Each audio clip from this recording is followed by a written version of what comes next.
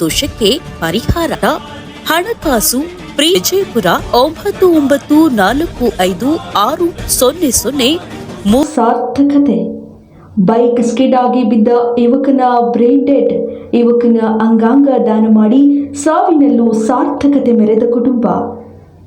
ಆತ ಊರಾಚೆ ಬೈಪಾಸ್ನಲ್ಲಿ ಒಂದು coffee shop ಹಾಕಿಕೊಂಡು ಜೀವನ ನಡೆಸುತ್ತಿತ್ತು. ಅಂದರೆ ಆತನ ಮೆದುಳೆ ನಿಷ್ಕ್ರಿಯವಾಗಿತ್ತು.